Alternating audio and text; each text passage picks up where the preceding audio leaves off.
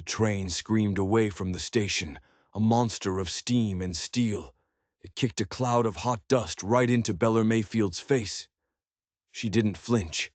She just stood there, her gloved hand gripping a worn-out satchel so tight her knuckles turned bone white under the cheap lace.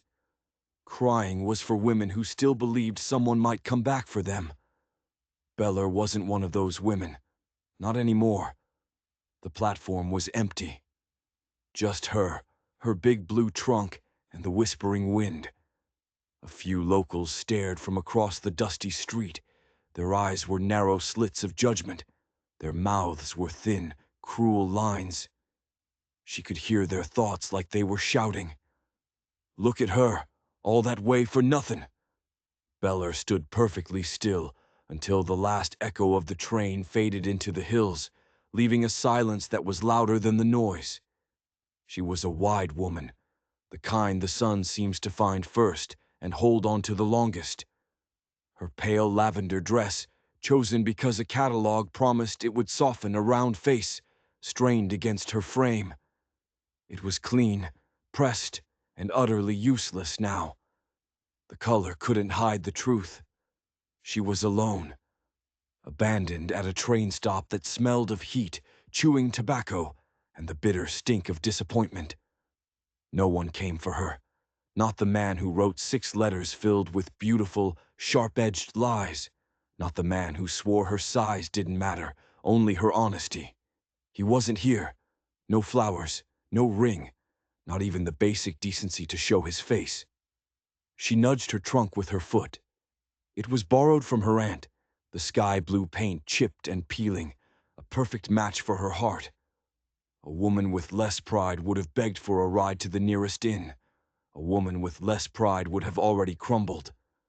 But Bella Mayfield sat down on the bench, bolt upright, and just breathed. 2 boys, their faces smeared with dirt and mischief, tumbled out of a nearby freight wagon. Their laughter was sharp and loud in the dry air. One chased the other, a wild little whirlwind, and nearly slammed right into her trunk. He stumbled, caught his balance, and then stopped. He squinted at her. Bella met his gaze. Her mother used to say that kindness didn't need to be loud, it just needed to be steady. The boy tilted his head, curious. "You the new school teacher?" His voice was high and reedy. "No," Bella answered, her own voice barely a whisper. "I was supposed to be someone's bride." The boy's eyes went wide with a confusion that only a child can have. "He late?" She didn't smile. She couldn't. "No, sweetheart. He's not late. He's just not coming." Before she could speak the words, a deeper voice cut through the air. "Ben, don't pester the lady." The man who walked toward them looked like he was carved out of the hard land itself. He wore a rough coat, boots caked in dust, and a jaw that looked like it could stop a fist, all of it under a mess of dark stubble. He didn't carry himself like a man with something to prove. He looked like a man who was just trying to keep from falling over. His name was Boone Carter. He tipped his hat, a simple, polite gesture. "Ma'am." The boy, Ben, scrambled back to the wagon where his brother was waiting. Boone lingered. "You need a ride somewhere?" His voice was gravelly, tired. "I don't suppose you know a Mr. Langley Carver." Bella tried to make her voice sound casual, but her fingers were digging into the leather of her satchel. Boone just shook his head slowly. "No Carvers around here. Not that I'd trust anyone named Langley with much." A laugh escaped her. It wasn't a happy sound. It was bitter and cracked, like dry earth. "Well, I trusted him with my future. Foolish me." He stepped a little closer, lowering his voice. "You come all this way on your own?" Bella gave a single sharp nod. 3 trains, 1 stagecoach, 2 months of letters filled with poison promises. One final, soul-crushing broken one. He didn't offer her any empty words of comfort. "No, I'm sorry for your troubles." He just looked at her. He looked at her with a kind of quiet that didn't rush to fix things, a silence that let the pain have its space to breathe. Bella was grateful for that. She'd had enough of people trying to fix her. "My name's Boone Carter," he said after a long moment. "I got a farm up north. 2 boys, a good horse, and an old roof that needs patching before the rain season."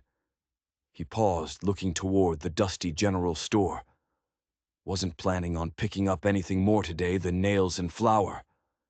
And yet, here we are, Bella finished for him, her voice flat. He nodded. "You planning to wait long, Miss Mayfield? Bella Mayfield." A small, unsure smile touched his lips. "Miss Mayfield." "Bella will do," she said. "Under the circumstances." "All right, Bella."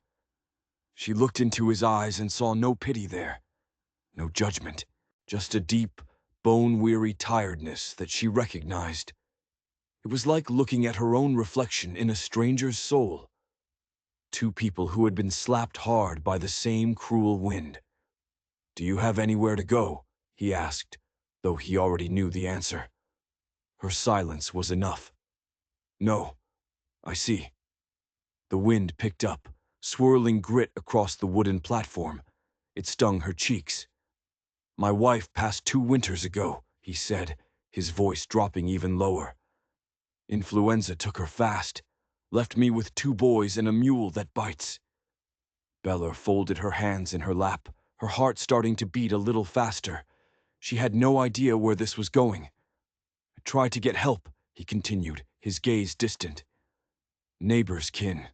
Nobody sticks around long when the work is backbreaking and there's nothing sweet to come home to."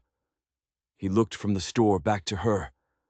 "The boys, they need a woman's voice in the house, someone steady, someone who isn't afraid of hard things." Bella stared at him, her mind racing, unable to form a single thought. "I'm not offering you pity," Boone said quickly, seeing the look on her face. "You look like a woman who's had enough of that to last a lifetime." Her jaw clenched so hard it ached. "I'm offering you a name," he said, his voice direct, plain.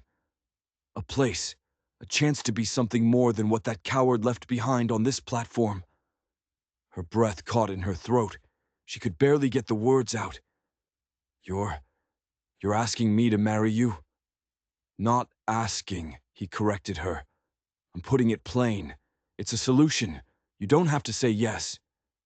She blinked, stunned into silence. The world seemed to tilt on its axis. "You don't even know me." "I've seen enough in 5 minutes," he shot back. "You didn't cry when he left you. You sat straight. You held your pride, even when your whole world cracked right down the middle." Bella looked away, toward the dusty hills. "I wanted to cry, but you didn't," he insisted. His sons were waving from the wagon now, 2 small figures against the fading light. Bella followed his gaze. "You'd be a mother to those boys." "I don't know how," she whispered, the confession tearing out of her. "Neither do I," he admitted. "We'll figure it out. Together." She should have laughed in his face. She should have called him a desperate fool and turned her back. But something deep inside her, some broken, forgotten place, flickered. A tiny spark hitting dry kindling. This man didn't look like he offered things lightly. He didn't look like a man who needed saving. He just looked like a man willing to share his ruin with another. "I'm not thin," she said finally, the words heavy and familiar. "I'm not blind," he replied without hesitation. "I've been told I'm too much. I've been told I'm not enough." They stood in that thick silence again, the whole world seeming to hold its breath with them. Then Bella asked a question that would change everything. "You got a preacher in this town?" Her voice was low, almost a growl. Boone's tired face broke into a real smile. "He owes me 2 favors and a winter coat. I reckon that ought to count for something." She stood up, her body trembling as she smoothed the wrinkles from her lavender dress. "Then let's get it over with," she said, her voice shaking but firm. "Before I come to my senses." He offered her his arm. She hesitated for only a second before taking it. The leather of his coat was worn and warm. "Beller Mayfield," he said as they started walking toward the small, crooked chapel at the end of the street. "I reckon today was meant to break you, but I don't see anything broken standing beside me." Her throat was tight, burning. "You're either the kindest man I've ever met, or the biggest fool." "Can't I be both?" he asked. And she laughed. A real, genuine laugh that startled the birds from the eaves and surprised even herself. As Boone led her past the gawking townsfolk, past the whispers and the stares, the sun dipped below the horizon. It cast two long shadows behind them, stretching out on the dusty road. The kind of long, dark shadows that always come right before a terrible storm or right before a salvation. Beller didn't know which one was waiting for her. But for the first time in a long, long time, she wouldn't be walking into it alone. The chapel smelled of old wood and candle wax. The windows rattled in their frames as if they were nervous, too. Beller stood next to Boone, her hands clasped so tightly her knuckles were white. The preacher was a round man with tired eyes and a hat that was 2 sizes too big. He rushed through the words like he was blessing a stubborn mule, not tying two strangers' lives together with frayed thread and desperate hope. Boone's boys, Emmett and Samuel, stood nearby. One clutched a handful of wilted prairie daisies. The other just chewed on his thumb, his eyes wide and suspicious. They didn't understand what was happening, only that their father was using his serious voice, the one he used when he was fixing a fence in the middle of a storm. Firm, final. When the preacher got to the part, "Do you take this man?" Bellar's breath hitched. She hesitated for just a beat, a tiny pause that felt like an eternity. But Boone didn't look away. He didn't flinch. He just watched her, his eyes holding no judgment, no pity. Just waiting. That absolute stillness steadied her. "I do," she said. The words came out stronger than she expected. It wasn't a surrender. It was a choice. The kiss was quick, barely a brush of his lips against hers, but it sealed the strange, unspoken deal between them. "That'll do," the preacher mumbled, already backing away. Outside, the last of the sunlight was blinding. The train station was still there, a dark shape against the horizon, a monument to the life that had died just a few hours ago. Boone offered her his hand, and this time she took it without pausing. His palm was rough, covered in calluses. They were honest hands, hands that knew work, not cruelty. They climbed into the wagon. Emmett, the older boy, helped her up, his touch surprisingly gentle. As they rolled out of the small town, Beller could feel the eyes on her back. People watching from their porches, judging, whispering, desperate, foolish. She stared straight ahead, refusing to look back. The road north was a winding dirt track through dry fields and clusters of skeletal birch trees. Boone didn't say much. The boys fell asleep in the back, their small heads leaning against each other. Beller watched the sky bleed from gold to a deep, bruised purple. "You still breathing over there?" Boone finally asked, his voice low. "I think so," she replied. "You did good back there." "I didn't faint, if that's what you mean." He let out a short, rough chuckle. "That too." The silence that followed wasn't uncomfortable. It was just space, waiting to be filled. As the wagon climbed a ridge, the land opened up into a vast, empty prairie that seemed to go on forever. "You said you lost your wife," Beller said quietly. "2 winters passed," he answered, his eyes on the mules. "Flu came through like a wildfire, took half the town, took her faster than most. I'm sorry." "She was kind," he said, his voice softening just a little. "Never raised her voice, not even when I deserved it." He glanced over at her, his expression serious. "You don't have to be her, Beller. I didn't marry you to fill a hole." "Then why did you marry me?" she asked, the question hanging in the cold air between them. He thought for a long moment. "Because I needed someone strong enough to carry more than just water buckets," he said finally. "Someone who wouldn't wilt the first time the world turned mean."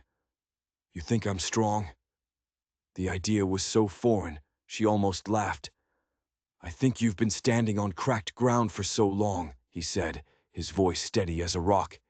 "You don't even realize it's you holding the whole roof up." Her eyes stung, and it wasn't from the dust. The sun was almost gone now. Boone pointed toward a dark shape on a distant hill. "That's home." The cabin was small and weather-beaten. The roof was a patchwork of different colored wood, and the porch sagged on one side like a tired old man. As they pulled up, chickens scattered out of the way, and a scruffy dog barked twice before flopping back down in the dirt. Inside, it smelled of pine soap, wood smoke, and something faintly stale. It was the smell of a life lived without a woman's touch. Boone set her big blue trunk down by the wall. He showed her the water pump, the kettle, the hooks where she could hang her coat. He moved with a quiet, unhurried rhythm. He was a man used to sharing his space with ghosts. That night, they ate beans and cornbread by the flickering firelight. The boys, Emmett and Samuel, sat close to the hearth, their faces illuminated by the flames. Beller watched them from across the small wooden table, feeling like an intruder. When she reached to take Samuel's empty plate, the boy flinched away from her hand. "I won't hurt you," she said softly. Boone looked up from his own plate. "They ain't used to kindness yet," he said. "Give 'em time."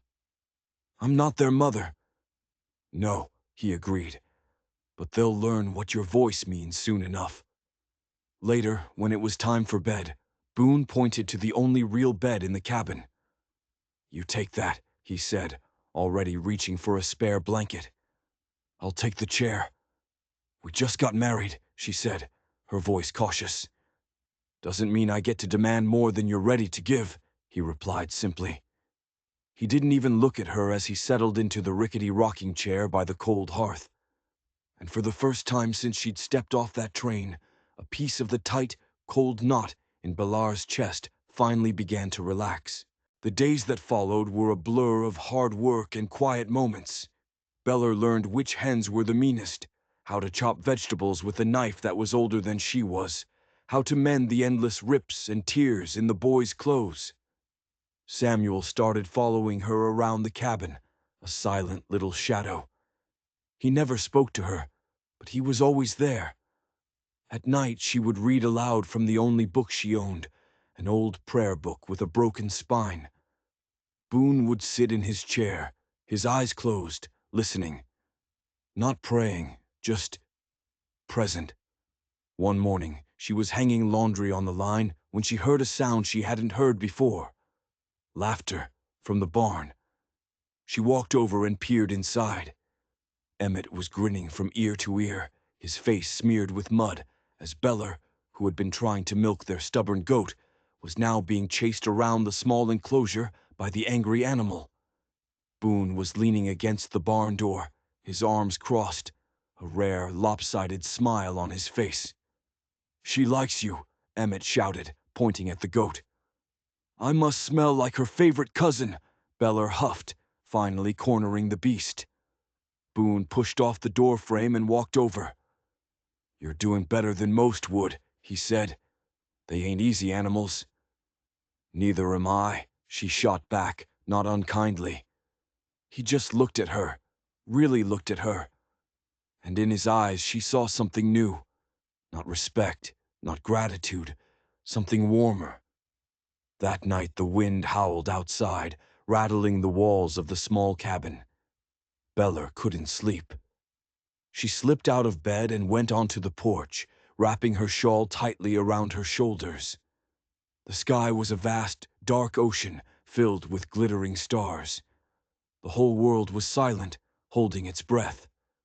Boone came out a few minutes later, his footsteps soft on the wooden boards.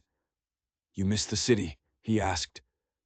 "I miss knowing what comes next," she admitted. He nodded, leaning against the railing next to her. "Out here, we just keep moving, one fence post at a time." She hesitated, then voiced the fear that had been living in the back of her mind. "I keep thinking he might show up, the man who left me at the station. What if he does?" Boone's voice didn't change. It was still calm, still steady. "Then he'll see what he lost," he said, his tone turning hard as iron. "And I'll make sure he doesn't forget it." Beller looked at him, truly looked at him in the pale moonlight. "You don't even know what I'm worth." "No," Boone's voice was a low rumble. "But I see how your hands never stop. I see how the boys have started sleeping through the night again.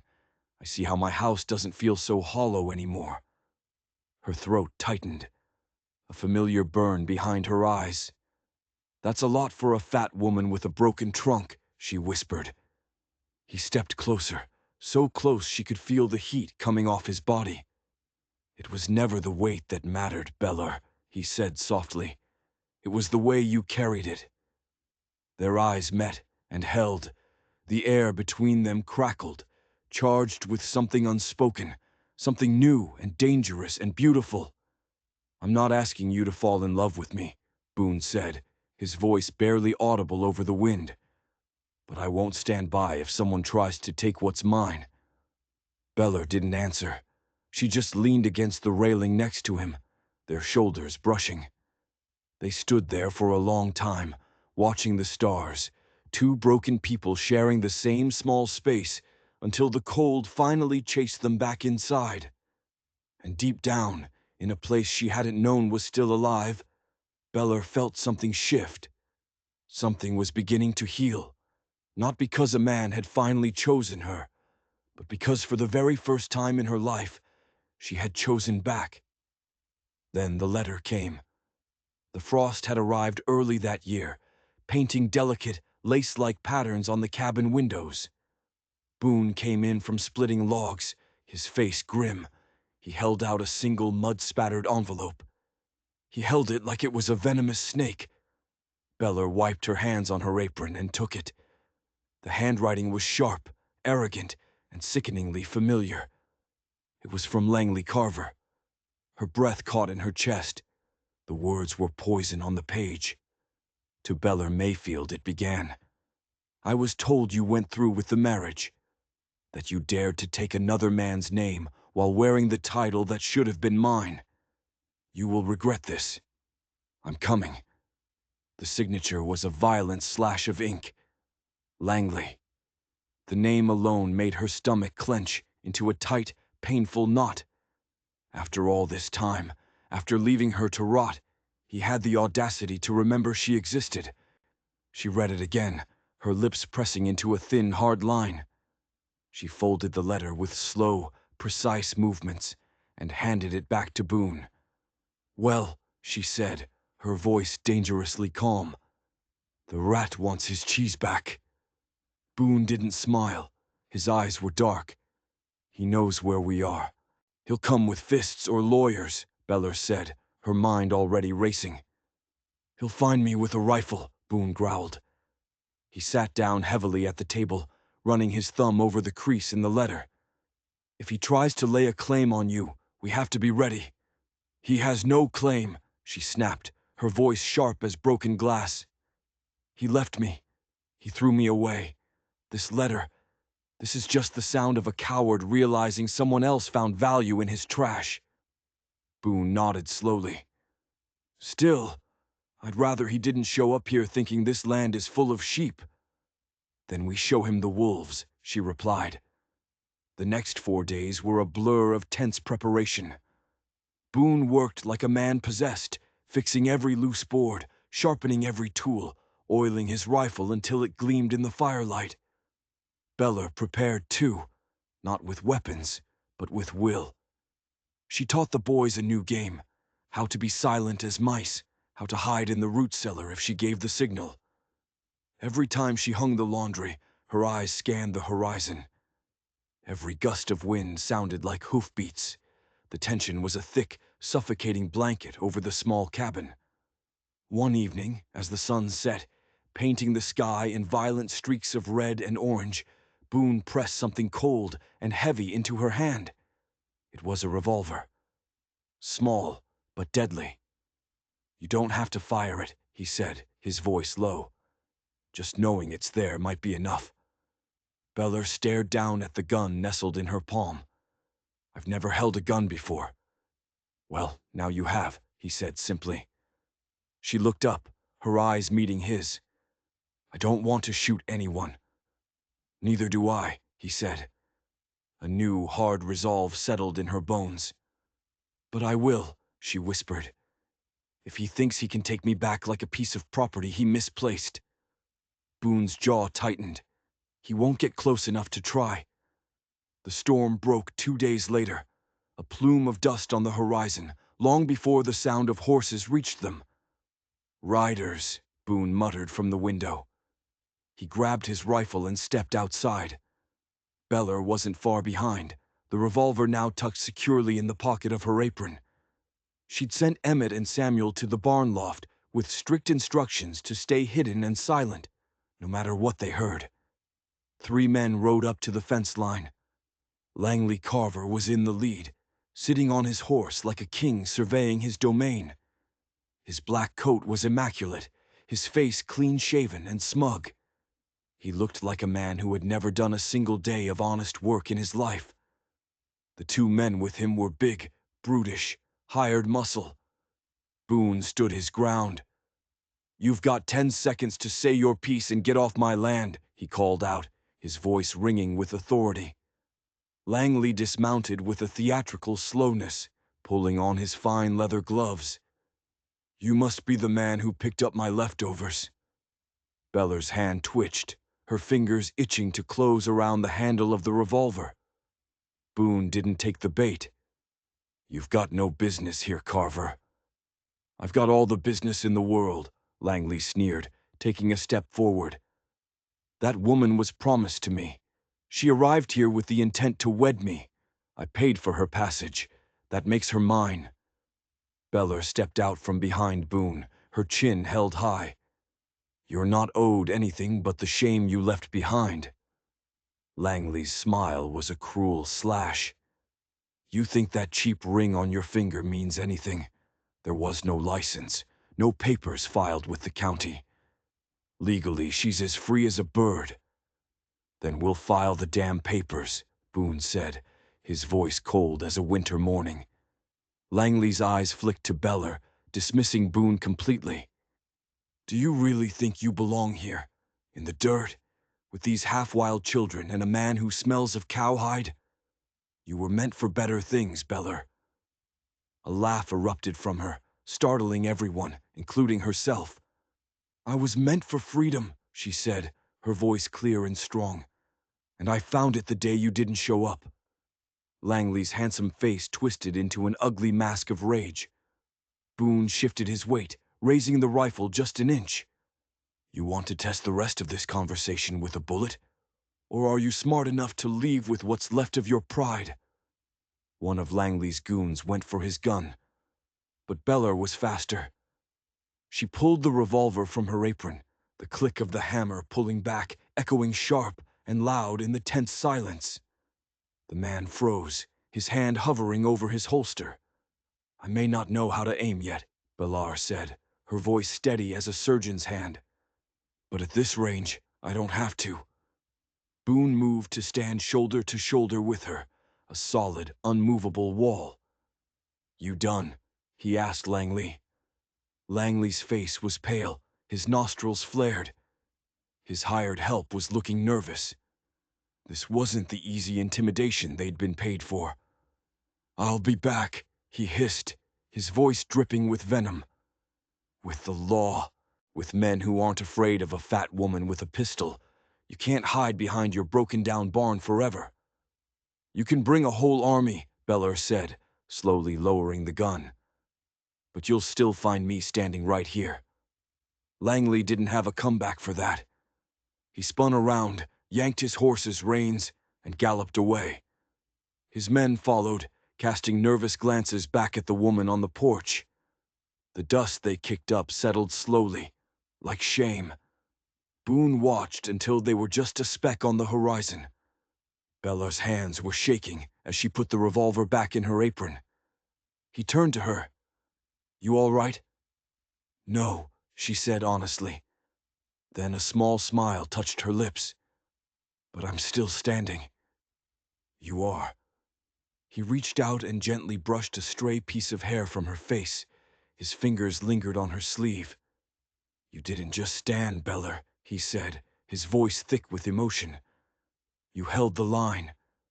She laughed again, a soft, shaky sound. "I'll need practice. My aim was probably terrible."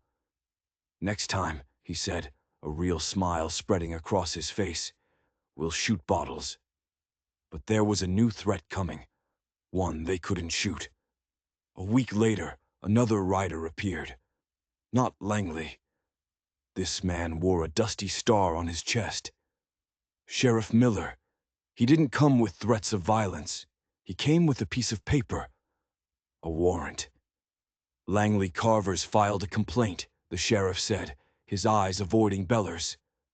"Fraud." Boone stepped forward. "Fraud?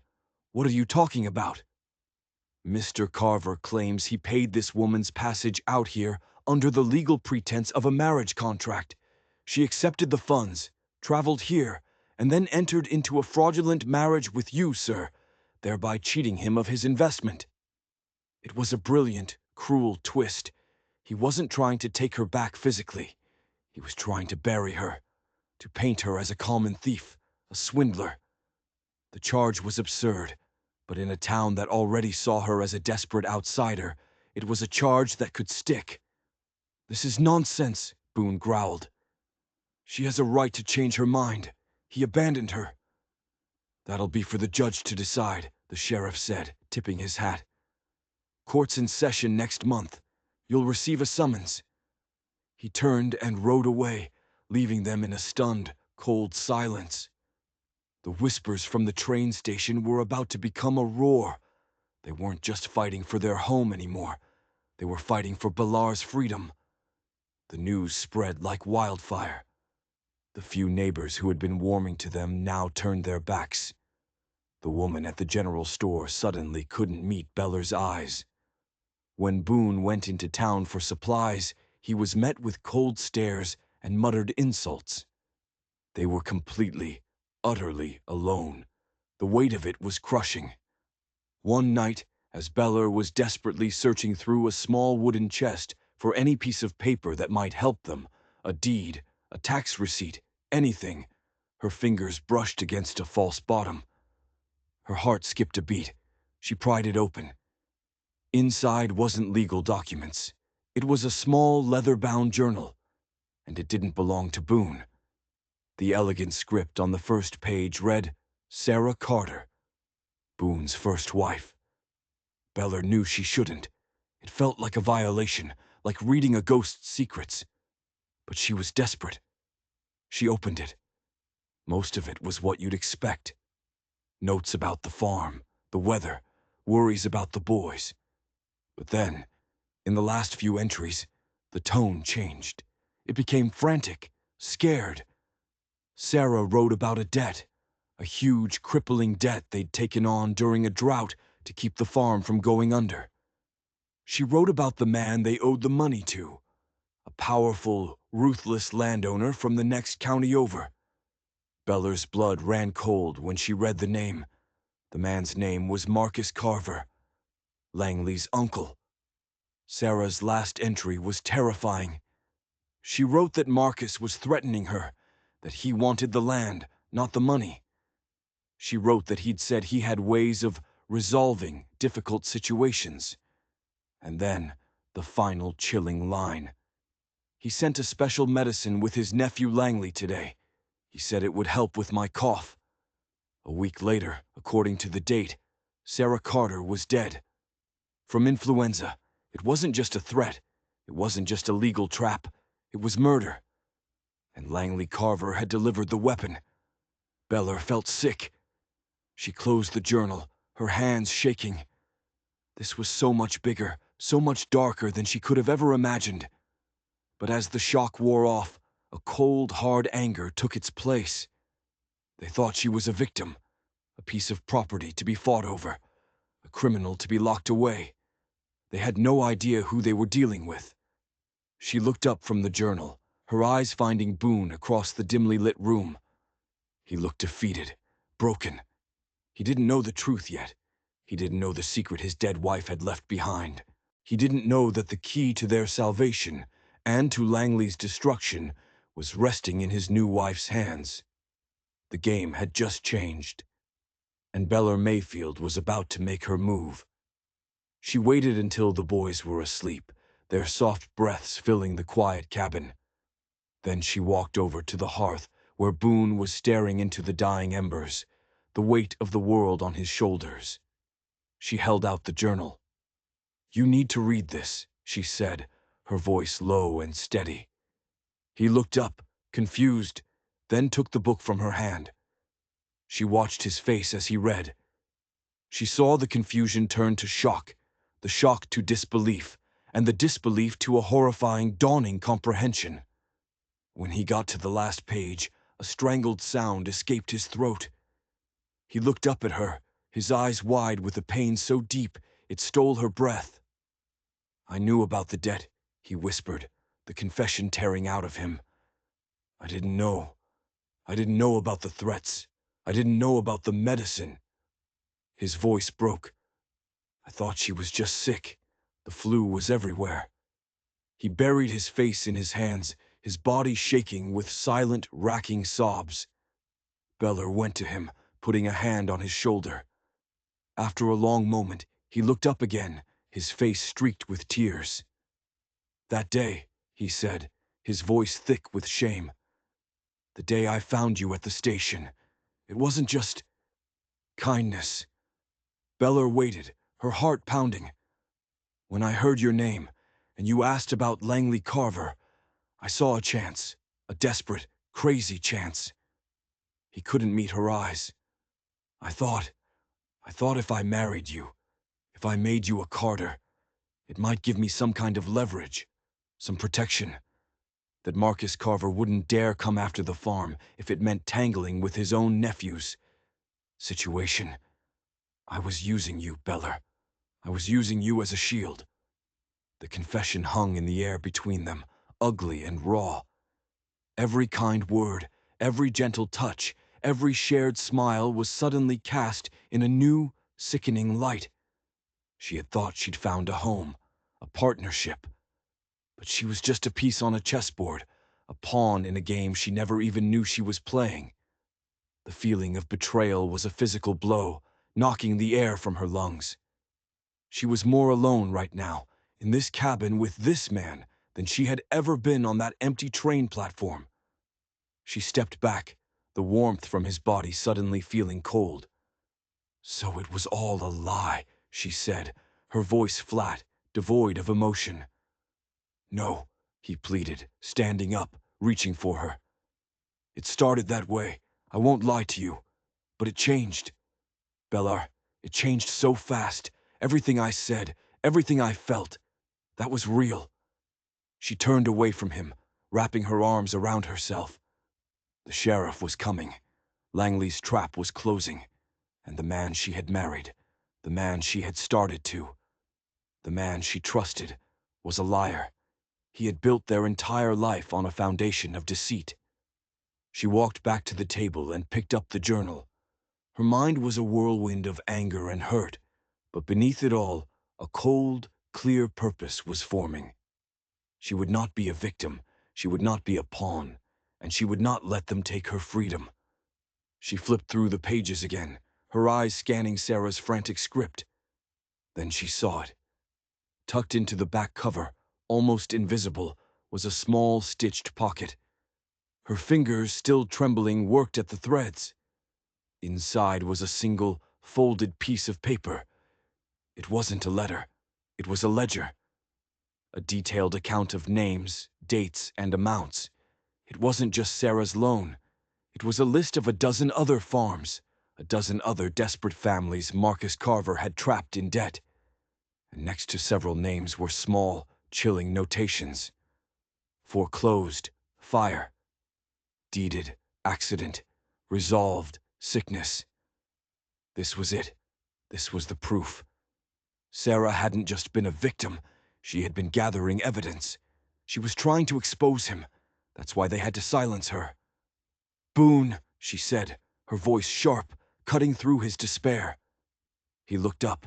She held out the ledger. "Your wife was a fighter. She was building a case against them." He took the paper, his eyes widening as he read. The grief on his face was replaced by a slow-burning fury.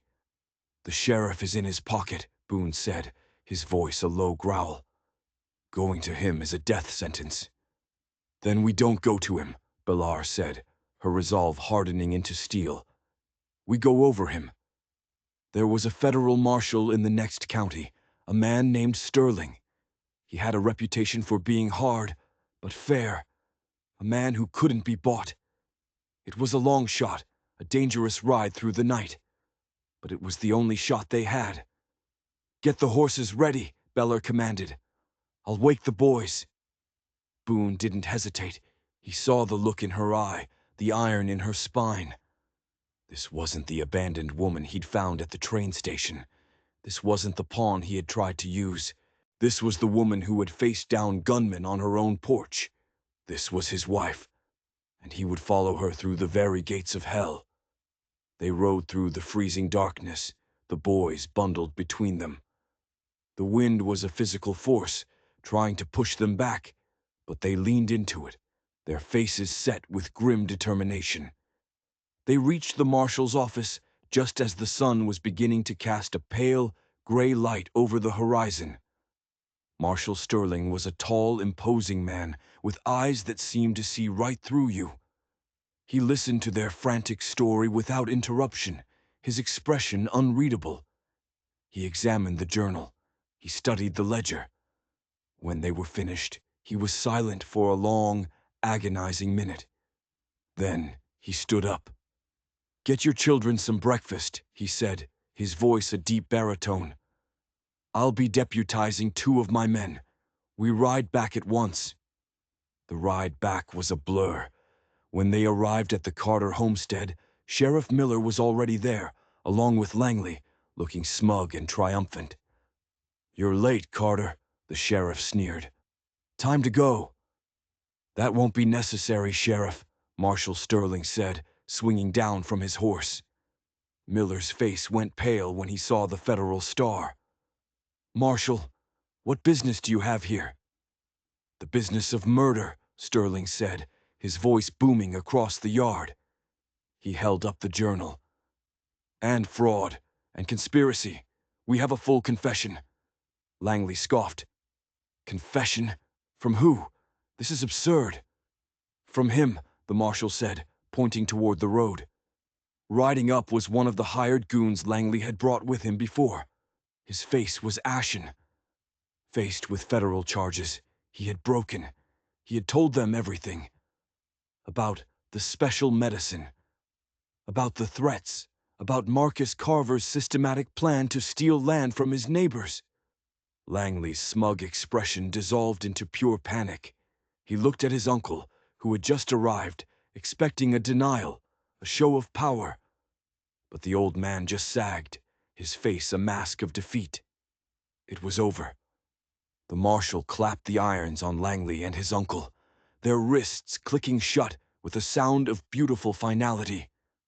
Sheriff Miller was put under arrest for obstruction of justice.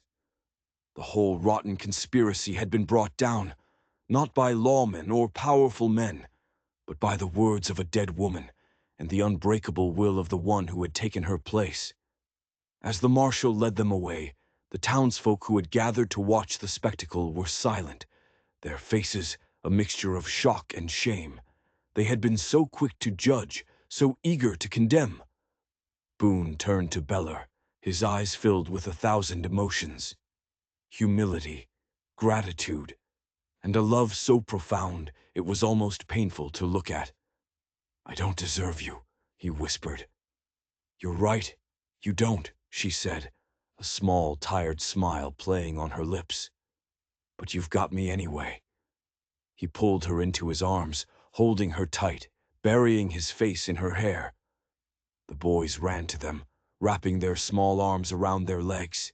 They were a family, forged in lies, tested by fire, but a family nonetheless. A few weeks later, they stood in that same crooked chapel. But this time, it was different. There were no desperate bargains, no unspoken shame. Beller wore a simple new dress, and Boone stood tall and proud beside her. They said their vows again, their voices clear and strong, their eyes locked on each other. It wasn't a beginning. It was a confirmation, a testament to the fact that sometimes the most broken things can be put back together to create something even stronger. Beller Mayfield Carter looked out at the life she had built, a home, a family, a future she had seized with her own two hands. She had arrived at that station a forgotten woman, a piece of luggage left behind. But in the dust and the silence, she had found her strength. She hadn't been rescued.